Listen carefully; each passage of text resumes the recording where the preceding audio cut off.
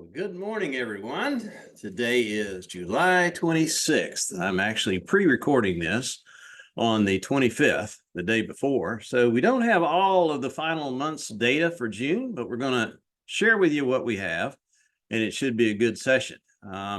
We're also going to talk about the new TAR form changes. We're going to talk about the upcoming rule changes for August 17th. Going to be an interesting session. Stick with us. We're going to walk through a flow here of a little bit of commercial. I've shortened that down considerably.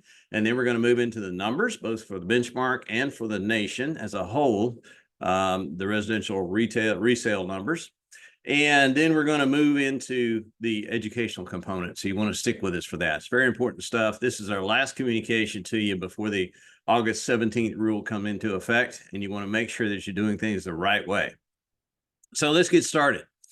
All right. So first of all, we're doing this as a premiere on our YouTube channel. You want to remind you of that, and to be sure and subscribe to that channel. You can see it there on your screen. It is at Benchmark Realty LLC is our channel. If you subscribe, it will notify you whenever we have new premieres. So you want to go ahead and do that when you have a chance. Another shout out to Momentum Title, our sister company here that provides a lot of good stuff. In fact, the proceeds from this company supports the free tools that you have. Those tools you get, dot loop and such, they are not free. They just don't cost you anything, and it's because Momentum helps us pay for them. But there are some benefits to using them. As you've seen on the closed group lately, we've had quite a few advocates for Momentum, so that's a good thing, and I appreciate everybody who gave them a shout out on that. But it's exclusively for Benchmark. Your first closing is free. Your personal home is free. Active duty military is free. Okay, that's the closing cost portion. And then 50% off for veterans and first responders always, and 50% off for personal investment properties. And if you get them both sides of the deal, there's only one closing fee split between the two sides. So that's a good benefit. Those are ongoing deals. That's not some kind of hype that's going to disappear later on. That's the way Momentum Title does business. So send your work to orders@momentumtitletn.com, and they'll take care of you there. By the way, I apologize for any nasally tone. If you do as many planes, trains, and automobiles as I do, I just got back from one trip this past Monday, and I'm leaving for another one this coming Monday, and then another one the following Tuesday. You're going to get a bad cold every once in a while, so I'm on the tail end of a bad cold, but I'm about to kick this thing after about 3 days, so that's a good thing. Just apologizing in advance for my nasal tone if you hear it, or if I break out into a hacking cough, just ignore me, move on along. Our expo is coming up October 4th. You do not want to miss this. It's $29. We have Jared James coming to talk to you guys. We have other panel speakers coming. We have over 70 first-class, high-quality partners that are going to be in an exhibit hall that you want to take advantage of. And most of them are going to be giving away free stuff. So be sure and bring that many business cards with you when you attend so you can get some free stuff. This is open to everyone who has a license in the Middle Tennessee area. Click the QR code there that you see on the screen, or you can go to benchmarkrealtytn.com/expo and register there, but you must have a ticket to get in. So you want to go ahead and sign up as soon as possible because they are going fast. We already have a few hundred signed up. And even as early as it is now, we're going to sell out on this thing, I'm almost certain. But Jared put this little video together for us. I want you to listen to it for a second. Hey everyone, in the Middle Tennessee area, Jared James here, and I'm thrilled to say that I'm going to be with you all on October 4th for a very special event brought to you by Benchmark, but not exclusive to Benchmark. It's open to everyone, but seating tickets are limited, so you need to get your ticket right away. And we're going to talk about a topic that is very relevant right now, winning in the new era of real estate. You know, unless you've had your head buried in the sand, you know that there's been a lot of changes, real changes, ones that aren't real, but everybody thinks they are, and all of these things. And you know, if your blueprint for what it takes to succeed in real estate is the same as it was 6 months ago, well, that's a problem, okay? And so I've said all along that we will not be eliminated in this industry because of change, but because of our inability to adjust or pivot to that change. And that is more true now more than ever. And so, we are going to talk about, how do you answer these buyers and sellers, these questions that come up? How has our strategy changed? What does it look like moving forward on a day-to-day basis? And I would tell you, come ready to laugh, have fun, be motivated, all of it. But we're going to get very practical about what it looks like moving forward. So don't wait October 4th. I believe that we're going to be at the Franklin Marriott October 4th. Get your tickets. It's going to be a blast, guys. I promise you, you will not regret being there, but you will regret not being there. I'll see you in Franklin. Sign up, sign up, sign up. All right. Hit the QR code. Do it now. Do it now. Congratulations. You guys are part of something big. We have now been identified by Real Trends, the national analyst company that studies our industry. You've heard me talk about them repeatedly in the rankings that they do. We are United Real Estate, which you are a part of, is now the fastest growing real estate brokerage in North America with a growth rate over 5 years of 727%. You can see it on your screen there, how we rank out according to the others. And you can also see that we are well far ahead of many of those that get a lot of buzz in the media. Much of that was organic growth. So that's something good to share. And of course, this was all over social media a week or so ago, so you can pick it up from there for sure. Welcome, Kentuckians. We have the license, the office in Kentucky in Bowling Green is open and blowing and going. We have a lot of good stuff going on up there. We did a lot of education up there in the last couple of weeks. We're going to continue to bring that education to the Kentucky licensees, as well as the Tennessee licensees in our Tennessee offices. But it's really kind of unique because I don't think there's a whole lot of educational going on up there for licensees from the brokerages. And we're going to provide that. We're going to bring that to you, and we're bringing that to you on a 100% commission plan. So that's a good thing. Your key card works there. If you happen to find yourself in that area, feel free to stop in and visit. If you need a place to go work when you're in the area, your key card also operates the copiers, scanners, fax machine up there. Dixon County, welcome to Benchmark, or welcome Benchmark to Dixon County, I should say. 318 East College Street, we have our satellite workspace now is open. It is unstaffed workspace. Think of eSpaces or WeWork or something along those lines. There is nobody there all the time, although we do have some offices that are rented now, so there may be some affiliates in and out. But it's a push button code access on the side door. There's no sign. This is not a branch. This is a satellite workspace, okay? But you do want to reach out to Victoria Thompson there, Victoria@benchmarkrealtytn.com for more information if you need to utilize that. And that workspace is open to all benchmarkians, not just those in West Nashville or Midtown or wherever. If you find yourself in that area and you need to meet clients, there you go. We're also open in Alabama. Alabama is kind of unique in that they do not require a physical space inside the confines of the state if you have one in Tennessee, and we have 10 in Tennessee, so we're qualified there. If you have an Alabama license and you're interested in joining Benchmark, then reach out to Bo at benchmarkrealtytn.com and he can get you set up. Also want to give you another reminder on our website, which we have absolutely blown up this year. We have invested a lot of money in this website to promote your listings and get a lot of SEO on your listings that are on our website. So when you have a listing and somebody hits it, you're going to get an email from no-reply@unionstmedia.com. Answer it. That is a genuine, bona fide lead asking about your listing that happens to appear on our website. So it is from Union Street Media. That's the company that's doing this for us. And we are generating a lot of leads and a lot of heavy web presence, and we're going to continue to invest in that as we go along. DiscoverBenchmark.com now points you to a page on our new website called Join Us Careers. And if you want to direct prospects to that webpage, that would be great. If you want to have Bo Zivak reach out to them or your principal broker reach out to them, that's fine. You need to have had a conversation with them about the benefits of Benchmark, but they can learn a lot at that webpage, discoverbenchmark.com.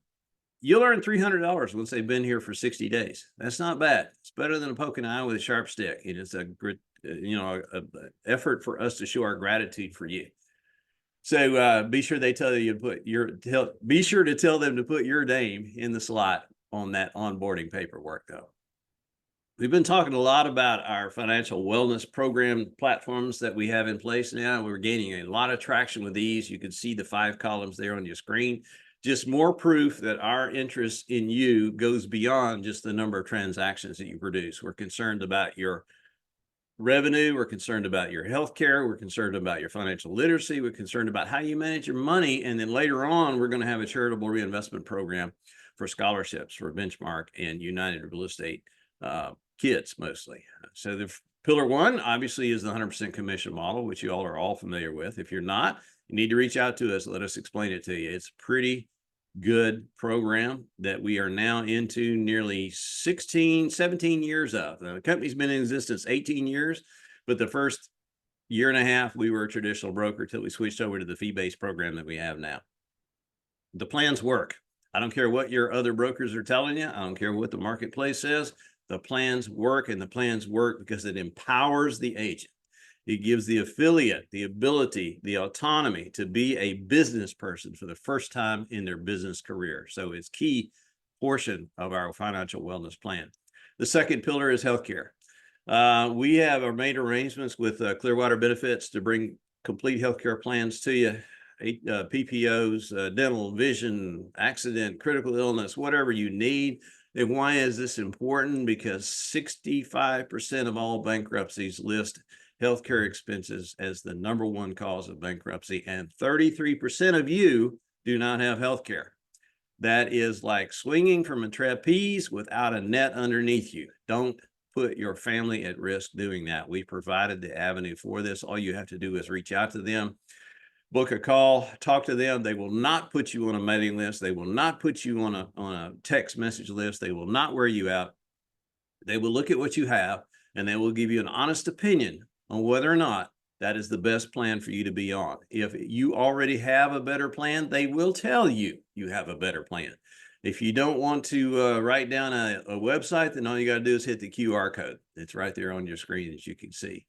One point of discussion here, or point of order, I should say, is that United Real Estate Group Healthcare, UREG.com, UREGhealthcare.com is not United Healthcare. United Healthcare is the one that's carpet bombing you on text messages. That is not our program.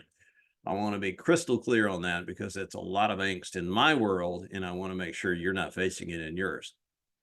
The third pillar is Smart Dollar. Smart Dollar is a Ramsey Solutions program that teaches financial literacy. It helps you with budgeting. It helps you with getting out of debt. It helps you with planning your financial future, not investments, but helps you on paper to figure out where you need to go. And usually I get a response, a lot of eye rolling here, and say, oh, well, I already understand money. I've got a white Mercedes. Well, yeah, but you are paying for that white Mercedes. And obviously you put that white Mercedes ahead of other things that you should be taking care of first, such as getting out of debt, such as saving for your kids' college education. Americans are drowning in debt. Total consumer debt now is $17.69 trillion. That is bondage, people. That is slave to the lender. And even though you say you understand how to handle money, clearly Americans do not understand how to handle money. You can see that credit card debt is 1.12 trillion now. Auto loan debt, that big fancy truck you're driving, is 1.62 trillion.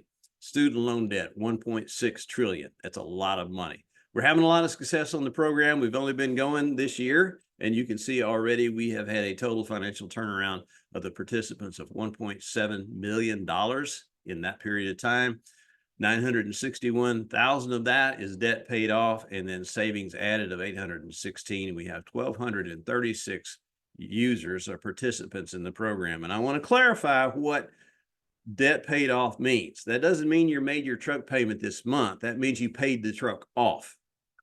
Okay. A user is not somebody who signed up and then went away. A user is somebody who is active on the system.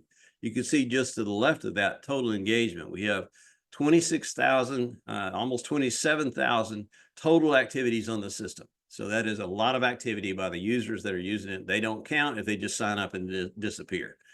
One thing I want to assure you of is that your personal information is 100% confidential. We can't see your bank account. We see what dollars you input into the system. We have your name and your email address, and that's it. That's all we have. You can sign up pretty easy. Go to the dash, which is something all of you are familiar with now. And look down at the bottom, you'll see a little light bulb type icon, or at the bottom of the top of the page. And that is the Smart Dollar sign-on. You will use the email address that you gave us, the email address that we have on file for you. It will ask you for a company keyword, UREG is the company keyword. And if that doesn't, you don't want to go to the dash, hit that QR code that you see on the screen there now.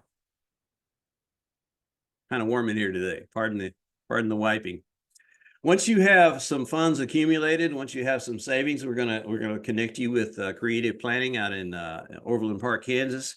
They do a wealth of information, pardon the pun. They have a wealth of information and skills that they can help you with. They can do your financial planning. They can do your estate planning. They can do trusts. They can do wills. They can do tax planning. They can do investing. They can actually even do your taxes. So you want to connect with them as soon as you can, so that once you have about $50,000 saved up, they want to talk to you. Hit the QR code. We're sending everybody through Brandon Severino. He's an excellent fellow. He will place you to an advisor close to where you are, so you can have access to that information. This is a for-pay service. We do not receive any proceeds from this or any override on this. This is strictly making a connection to help you. That's a pretty big deal. We do make a little bit of money on each insurance policy. It's like $20 per each insurance policy, and we're taking those funds and we're accumulating them, and that's where the fifth column comes from. That's our charitable reinvestment. Rather than, in fact, we're paying almost $500,000 for the financial literacy program at Smart Dollar. So the point is, use the insurance, at least give them a shot, will help us get to the fifth column faster. And charitable reinvestment, so that we can have a scholarship program for your kids for schools. All right, enough with the commercials. Let's get to the nitty gritty. You have seen in the past how we do things we do last year June versus this year June, and compared to the market, so on and so forth. So let's jump into that real fast. June 2023, you can see the numbers there on your screen. 428 million in sales, 10 million in gross commissions, 861 transactions, while the market at the same time did 3,442 transactions, and Benchmark's average sales price was $497.5 compared to this year. And you can see that our gross sales are up 6.6. Our commissions are basically flat, down slightly. Our transaction count is down 4.9, but the market is down 14.5, even though our average sales price for June was up $558,000. That is Benchmark's average sales price. That is not the market's average sales price. The market's average sales price is down around $440 now. But the big thing we want to celebrate there is that even though we were down, we were nearly 10% ahead of the local market. So that is kudos to you. Inventory is up again. No surprise. We're going to talk more about that in just a second. You can see the numbers. The month over month, it was pretty much flat, 0.03%. But year over year was up 7.5%. At least it's not double-digit increases like we were having. And then, of course, the affiliate count was up 9.1% year over year for June. So that's good. How are we doing year to date? You can see there year to date at the end of June last year, we were at, almost $2 billion. And now we are over $2 billion, $2.1 billion. So gross sales up 7.2, gross commissions 5.6. Transaction count basically flat, but still green, while the market is negative green. So, year to date, you're beating the market 3%, essentially. So congrats. And again, Benchmark's average sales price is up 7%. You can see there on the screen. We're going to graph all of those numbers now, and this is what our gross sales look like from 2017 to 2024.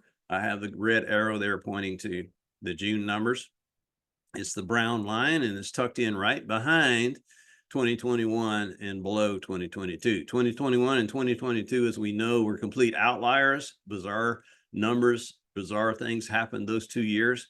So we want to kind of, I don't want to say disregard them, but keep that in mind. They were outliers. That will never return again. And I don't think in my lifetime it'll happen anyway. Here's gross commissions. You can see the same thing. Pretty much it's tucked in there next to 2023, pointing to it with a big red arrow there. And then in transaction counts, we're kind of down, hiding behind 23, 24, 20, 22. We're hiding behind everybody in there, but you can see where the red arrow is pointing to. We're running pretty average for this time of year if you take the two outlier years out of the conversation. So I don't consider that a bad spot to be at the moment, to be honest with you. All right, how do we look nationally? This is one that you can get anywhere, but you may not understand what you're seeing when you read it. So I'm going to kind of walk through this. There are two types of indicators. There's lagging indicators and leading indicators. Of course, lagging indicators would be what happened in June. Leading indicator would be what's happening now that would cause us to understand what may happen later. Pending home sales, for example, would be a leading indicator. Okay, we don't have the pending home sales for June because we won't get those until the 30th of this month of July, which obviously is after the date of this video. So the problem there is that we don't really know when I'm doing this presentation. I can go back and look at May was down 2% on pending sales, and then June came in down 5.4%. So if you annualize the sales data that we got in June, you can see that it annualized at 3.89 million transactions, which is kind of low. That's like the lowest it's been in quite some time. Raw red arrow across there, you can see. So month over month, it was down 5.4%, and year over year, it was also down 5.4%. And that is not a typo. I just made that notation there you see on the screen. If you want to look at a 10-year situation, look at this. There's only 1 month back in 23 when we were lower than where we are today in the last 10 years. And that includes being below the COVID lockdowns. So that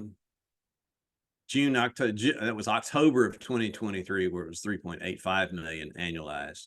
As you recall, 2023 ended up right at 4 million. So this is a month annualized. This is not an entire year. And as everybody told me when I was growing up, son, it takes 12 months to make a year. So keep that in mind as we look at these numbers here.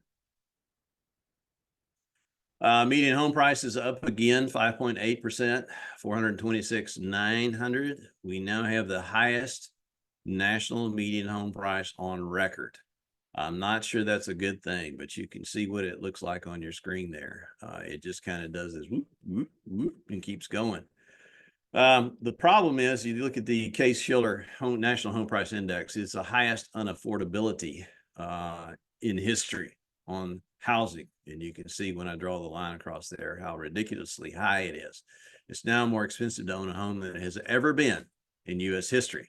And the Case-Shiller 20-City Composite Home Price Index measures home prices in 20 major U.S. cities, rose to a fresh record high of 329.78, average 186.33 points from 2000 to 2004. That's a 77% increase in the 20-city composite average in 4 years. Let me say that again. The 77% increase in the composite average in 4 years. That's a problem. That's a result of cheap money still sitting in our economy. June inventory, 1.32 million homes. Inventory now is 40% higher than it was 12 months ago. So we now have high inventory, highest median home prices in history, and low volume because of the rates. Home prices simply cannot continue to increase anywhere near the current increase and should begin to ease. Some economists are saying we are on the cusp of giving back as much as 25% of the home price increases we've had over the last 4 years. I don't think that would be a bad thing, because that would get people off the fence. Here's more evidence of that. The contracts canceled by buyers, home purchases fall through at the highest rate in a June on record. Okay. So nearly 56,000 contracts were canceled in June. That equals 15% of homes that went under contract that month fell out. That's the highest percentage of any June on record. And then same thing on cutting prices. Roughly 1 in 5, that's 19.8%. Homes for sale in June had a price cut. The highest level of any June on record. That's up from 14.4 a year ago, and is just shy of the 21.7 record we set in October of 2022. Your clients need to know this. If your client's going in looking at what happened last year and thinking they're going to get a big fat daddy payday, they need to pay attention to that. The problem is rates. This is not news. Everybody in America knows this. I have spoken to at least 5 economists.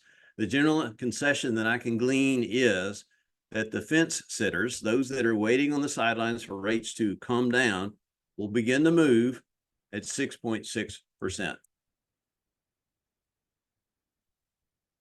Sorry about that. Cold sometimes gets me. All right. Good thing I have a mute button here. See, this was yesterday, which would be Wednesday, the 24th. You can see there that that's as of 4:27 p.m. yesterday, Central Time. The national average 30-year rate was 6.9. That was an increase of 0.03. The reason these rates are coming down right now is not because the Fed has done anything and the 10-year Treasury has changed pricing. It's because the investors are pricing in risk-off pricing. So that pad between the 10-year Treasury and the 30-year mortgage, they've been able to reduce it because they can say, okay, well, it's not going to be continuing escalating on the home, on the money cost. It's going to begin to come down. They are basically betting on a September Fed rate cut. And I don't really disagree with them. I don't think it will be much, but I think we will see a September rate cut. And I think you will actually see by September, October, rates begin to get down in the 6.6, 6.7 range. And that should bring more end of year activity. We're hopeful anyway. Showing activity is still holding up. This is a showing time national average. Of course, showing time does not cover every showing in America, but they have a pretty broad read. You can see that it's plotting in there close to 2022 and 2021, below 21, of course, but close to the others. That dark line you can see there right below the red arrow is 2023. So we're holding up okay on showings. Our pattern is roughly what it should be on the showing activity. So people are still looking, even though we have more home sellers dropping prices than have before, more contracts falling through than have before in the June. We still see these wobbly indicators. So you just want to pay attention to it. But all I can say is thank God you live in the South, because 45% of all transactions last month in June happened in the southern region of the United States. The West, the Northeast, the Midwest, those are all high population centers. Okay. We don't have all the population in the South, but we have the place where everybody wants to go. So thank Jesus for that, right? As I said last month, you want to have some cautionary notes. I want to issue some cautionary notes here because I have a very volatile environment ahead. And your seller needs to understand this. You need to talk to them and provide them with data, provide them with information. If you're benchmarking, you can get this slide deck on the dash shortly after this appears on YouTube, as well as the video. You can segment that. You can use that in your listing presentations. You can use that in your buyer presentation so that people understand the truth instead of what they're getting on ABC, NBC, and CBS, which is total garbage, by the way. There are two reasons a home doesn't sell: price and condition. And a lot of people say location is the third one. I disagree because I always believe you can overcome bad location with a good price every time. All right. So I'm saying price and location. If you don't price it right or you don't have the condition correct, then you're not going to sell a house. The house is not going to sell. It's just that simple. So counsel your sellers now on the front end on the consequences of starting out overpriced. You've got to show them the data. You've got to show them the proof that we are in a distortion right now. And the caveat there is that if you're using comps that are older than 45 days, they are completely irrelevant. The best comps are 30 days. Okay. If you can't find that within 30 days within a geographic area, then keep expanding the circle geographically until you get 30-day comps. That will give you accurate pricing measures of what the home is actually worth instead of what Bubba told your seller it should be worth. Ensure the property is in peak condition before it goes on the market. Don't say we're going to put a carpet allowance. Don't say, oh, that we could do jazzed up photography. You got to do jazzed up photography, but you know, a pig in a dress is still a pig in a dress. It doesn't make it a pig any prettier. So you got to make sure how the home is ready for market condition. Build into your listing agreement automatic improvements in the price improvements instead of waiting until you get down 30 days from now and having to have the conversation with your seller. Do it on the front end. Present the facts, present the data in a logical, informed manner, and I guarantee you every seller will take that up and understand it and will agree with what you're saying. And if they don't, then you need to walk away. You need to walk away. You're going to spend a lot of money and a lot of time chasing something that is not achievable because you have commission breath, and you will choke on commission breath every single time. Okay. So now let's move to the nitty gritty stuff. As you see on the screen, today is our last conversation before August 17th changes. Those are the NAR settlement rules action deadline. We've been talking about this ad nauseum. So I think today is probably going to be where we finish talking about it and just focus on the training. We've been doing a lot of training. We'll talk about that here in just a second. Unless you've been living under a rock, you know that this is a serious situation, because we've been trying to prepare you for it. And if you are not with Benchmark and you don't know what I'm talking about, then go watch our other videos since February. We've been talking seriously about the things that are coming. The biggest point I want to make to you is the paradigm mind shift from a broker-centric model to a consumer-centric model that these lawsuits and the NAR settlement bring about. The buyer broker sets their services and fees to work with the buyer. The listing broker sets their services and fee to work with the seller. Used to be, it was the listing broker and it's shared, guaranteed, and that is no more. Okay. Offer and negotiation of terms happens outside the MLS. We'll talk about that in a second. That basically means no compensation listed anywhere in the MLS. And then the purchase agreement governs distribution of all fees. Total transparency. Everything happens inside the purchase and sale agreement now. Let me say that again. Everything happens inside the purchase and sale agreement now, moving forward. Here's a list of the mandatory changes. We've gone over them quite extensively. You can pick up the slide deck and read them later. Here's the rest of the list, quite extensive list. The last one there I want to point out specifically is that listing agents, all compensation must be conspicuously disclosed to sellers in writing. There are a lot of listing agents out here that have copped an attitude and said, well, that only deals with buyer's agents. I'm a listing agent. I don't have to pay any attention to this. You're wrong. And you're going to get in trouble with that attitude. You need to pay attention to all of it, because you have got to focus on complete transparency so that everybody knows who gets paid and when they get paid. The lawsuits that brought about all these changes, some of the data that came out said that 72% of clients either had no idea or very little idea how their agent got paid. That's our fault as an industry. We should be ashamed of that. We have to have transparency, and the only way you can have transparency is by putting everything in the purchase and sale agreement. But I will caution you on this. Do not try to circumvent these rules. There's a lot of cute stuff going on out there in social media land, and the DOJ and the plaintiff attorneys are watching. And I have no doubt in my mind that there will be a whole new round of lawsuits of companies who got cute and tried to circumvent the rules in the not too distant future. The picture you see on the screen there is Attorney General Merrick Garland. Assuming we get a different president in November, or actually January, he will probably not be there, but there will be an entire bureaucratic staff that's already in place, and the ball of the machine is already in motion. And this is not going to slow down just because we get a change in the White House. Burn that in your brain. This is not going to change just because we got a new guy in the White House or a new gal or whatever. Whatever happens in November, whatever change happens in January is not going to impact what we're doing. We still have an entire battery of buyer side lawsuits that have not been negotiated to settlement yet. All the proposed settlements that you hear about, they're all the seller side. Nobody's even addressed the buyer side lawsuits yet. And as people begin to try to circumvent the rules, which have been agreed to by the courts, they could be brought up on contempt of court. And then I know your natural reaction is, well, I'm just a little old agent over here in Nashville, Tennessee, and that didn't really matter to me. Well, let me remind you that when you signed on at Benchmark, you signed a piece of paper in your independent contract agreement that said you would indemnify Benchmark for legal actions caused by your personal actions. Okay. So keep that in mind.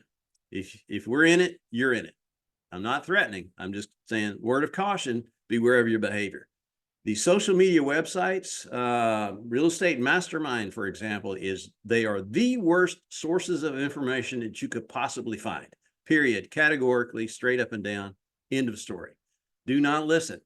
to the bozos that are on there proclaiming how to tweak around the rules. They're going to get you in trouble. Well, the biggest rule you want to keep in mind is that there are basically three main ones that you need to remember. No compensation anywhere in the MLS. You heard me say this in our Ask Me Anything sessions. You've heard me say this in every class that we've had. The shared compensation field is going away. You cannot put it in remarks. You cannot attach a flyer to it. You cannot take a picture of a poster and put it in MLS. Nowhere, okay? And I'll also caution you here of these apps that are popping up that want to create a commission marketplace, I guess you would say.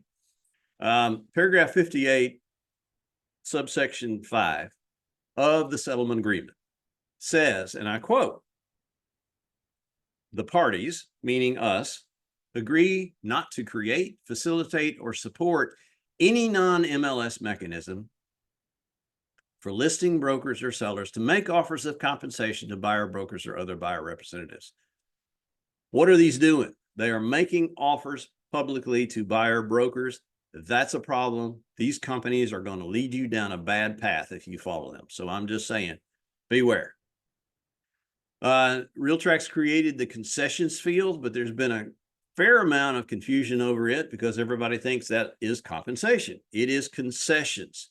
The concessions field is a communication from the sellers to the buyers. It's a marketing tool. It's non-binding. It's not guaranteed. Concessions can be used for closing costs, buyer broker fees, and other expenses. It's just a bucket of money that cannot be exclusively tied to the payment of buyer broker fees. And it must be requested inside the parameters of the purchase and sale agreement. The buyer can specify that the concessions be used and how the concessions are to be used. But if the buyer doesn't ask for it in the contract and the offer, then it remains with the seller. So again, get the idea that concessions equal compensation out of your head. It can be part of the compensation, but your compensation is going to be worked out ahead of time with your buyer client. And you're going to have this conversation ahead of time. We'll talk about that in just a second. One suggestion that we have, let me cover something real fast. Concessions. I understand Fannie Mae and Freddie Mac will not allow repairs as part of the concessions, even though in a previous version we presented that as a possibility, and I found out a correction on that. So they don't want to use concessions as potential damaging, saying the value of the house is not what it is because it needs repairs. So those will have to be handled separately than from the concessions field in MLS. One suggestion we have is go ahead and use the concessions field, toggle it on, but leave the field blank. So what are you doing here? You're signaling to all potential viewers that you have negotiability built into your agreement with the seller, okay?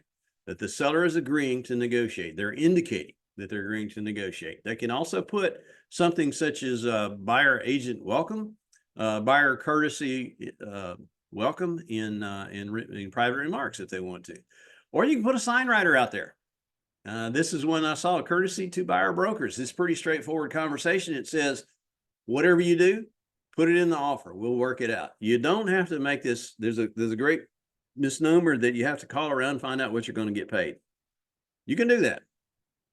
Why don't you just put it in the offer and work it out during negotiations between the buyer and the seller? And that's the key operative here. You're negotiating between the buyer and the seller. The brokers are not negotiating on this. Brokers are not involved in that anymore.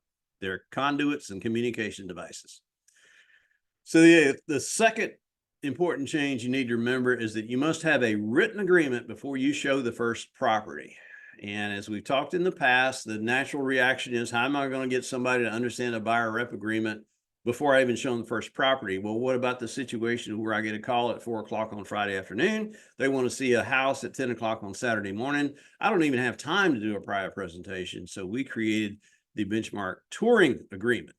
And I want to be clear on this. This does not replace the buyer rep agreement. This is simply meeting the letter of the rule that says I must have a signed piece of paper to show a house, okay?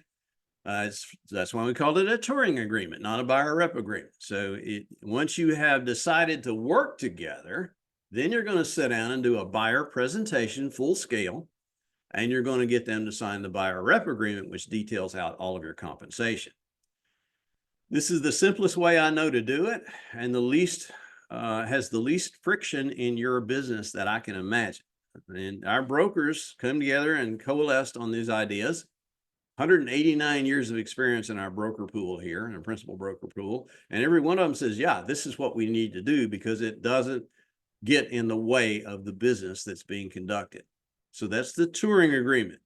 And once you have decided that you're going to work together and you want them to move from a customer status to a client status, then you're going to sit down and you're going to execute a buyer rep agreement. And some important things there is that must predate the offer. It cannot be open-ended, and you cannot accept more compensation than what is noted in the agreement without amending the agreement. But you must articulate duties to be performed by the buyer presentation. We'll talk about the TAR forms and how they've changed here in just a second.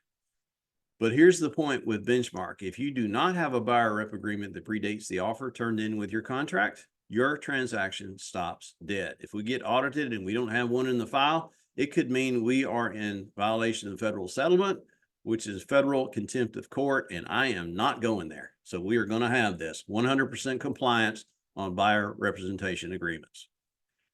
Compensation going forward is going to be inside the offer.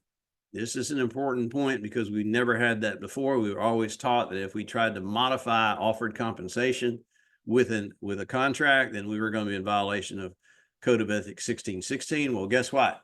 There's no offered compensation anymore because there's no compensation offered in the entire MLS. So you get what your buyer client negotiates, okay? And what you negotiate with your buyer client, that's what you get. Sellers may offer concessions toward a buyer's clause, which can be advertised in the MLS, and these concessions may be used to pay buyer rep compensation. But as I said earlier, concessions field in RealTrax does not automatically equal compensation. So make sure you have that differentiation point fixed in your head. That's the third important change. So if you remember those three changes, no compensation in the MLS, you got to have a written agreement before you show a house, and you have to have a buyer rep agreement executed shortly after that. And then the third one would be all compensation is within the confines of the purchase or sale agreement. Those are the main changes. All the rest of it is really a lot of nuance and noise, but these are the main ones. And of course, we have a very solid broker pool to reach out to if you have a question. All right, so let's switch over to the TAR forms. Everybody got an email yesterday from TAR, TNR, talking about the draft forms. They've changed a couple of forms, and then there's the video presentation. And I want to make a statement here, not casting dispersion on TAR, but you don't work for TAR. TAR does not control your license. TAR does not pay your commissions. Benchmark does. Broker policy overrules anything you heard in a video presentation by anyone else. So please keep that in mind.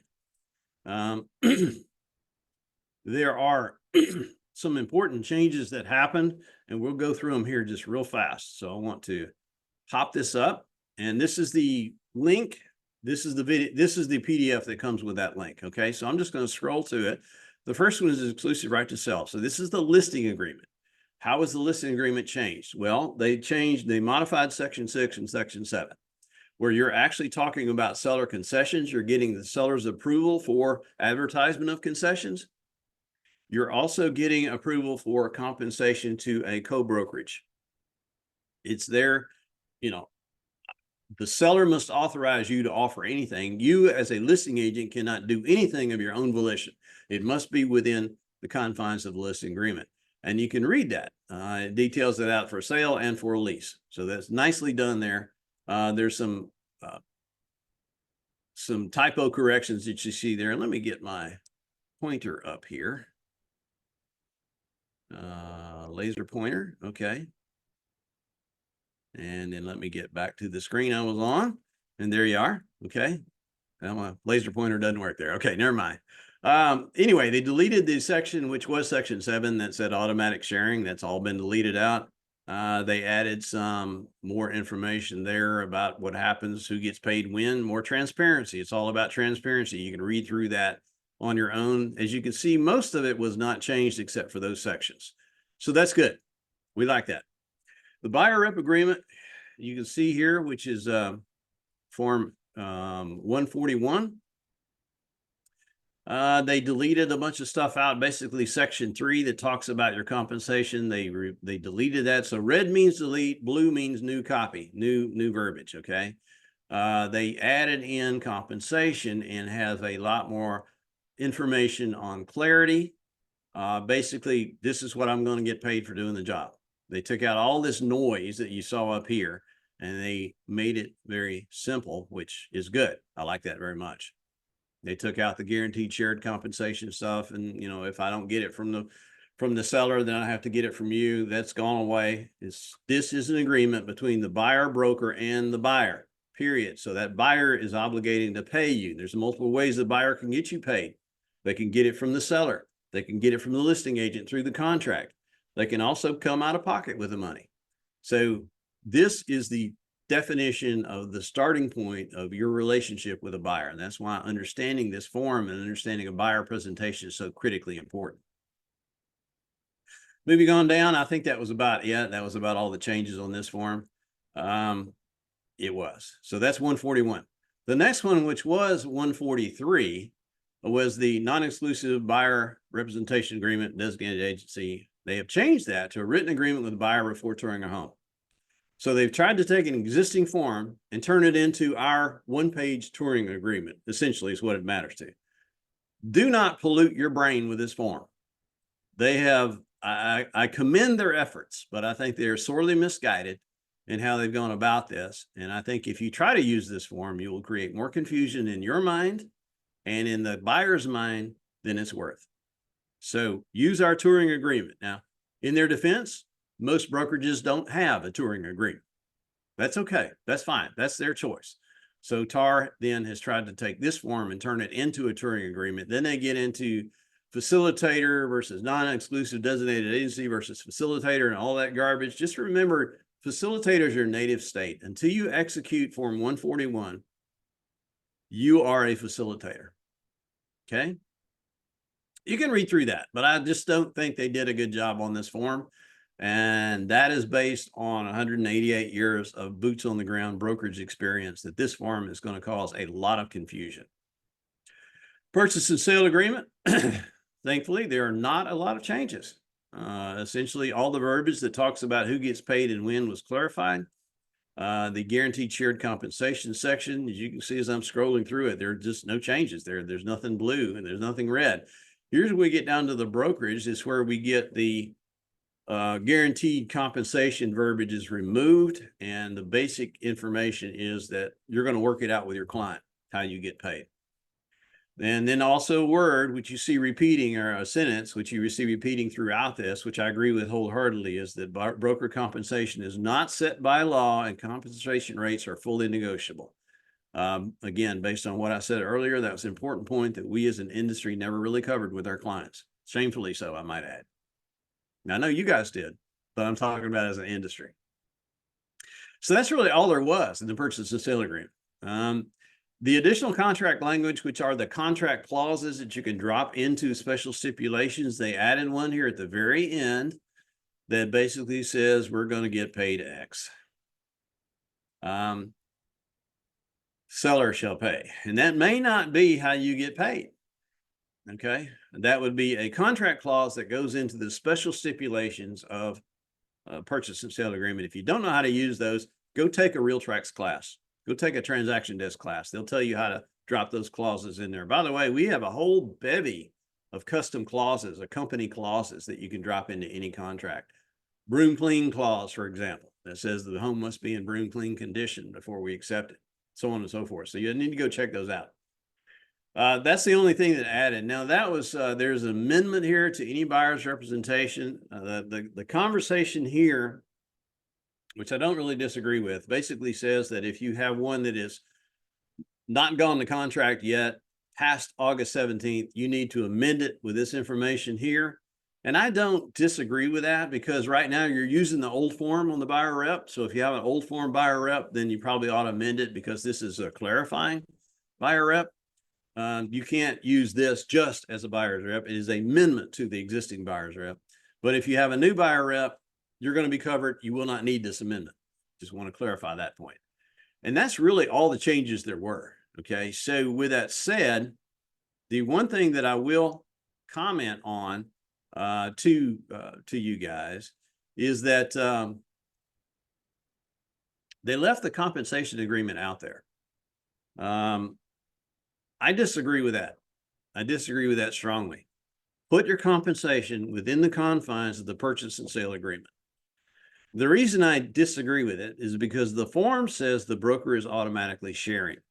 And that may be how you get paid, and that may not be how you get paid. You may get paid from the buyer. You may get paid through the listing agent. There may be other ways to get paid. You just want to, I mean, you can use it if you want to, but I would advise to not do it. Just put it in the purchase and sale agreement, and then we have one less piece of paper we have to keep up with. So just a clarifying point on the amendment on the buyer rep agreement. So the buyer rep amendment only applies to those that are under contract on August 17th. Just want to clarify that. Okay, so I'll move on there, but in the end, it all boils down to this: having a straightforward, informed conversation with your buyer ahead of time. If you can't do that, if you fail in that area, then your life is going to be hard for the next 12 months. It's going to be really, really hard. But we are here to help you. We're here to help you with tons of training. We did a roadshow in July. We did a roadshow in May. We did a roadshow in June. Scott's doing a roadshow now in July. And we're going to continue this training with the individual principal brokers as we go through this. And the turnout is really good. So kudos to you guys for paying attention to it. You can find all that training on the dash. We've broken it down into two segments. Number one is how to have the conversations, working with a buyer.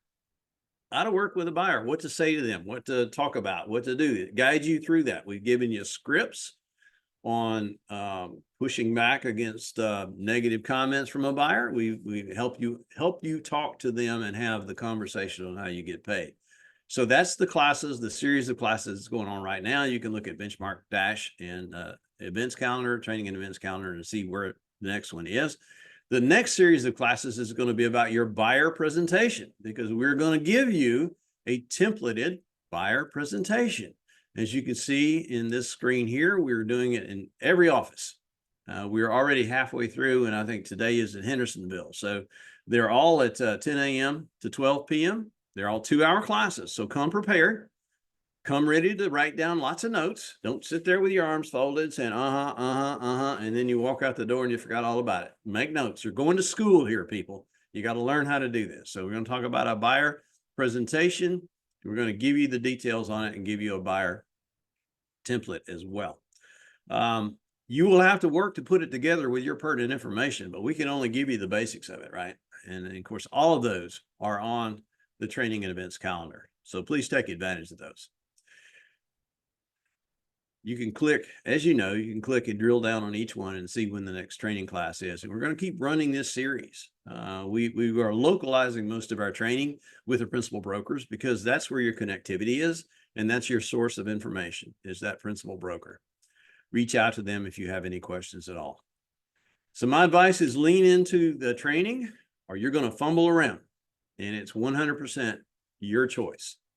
My contact info there is on the QR code. If you have any questions or comments or complaints, call somebody else. But if you have comments, helpful comments, you can hit me up on an email there or on the phone. My info is there.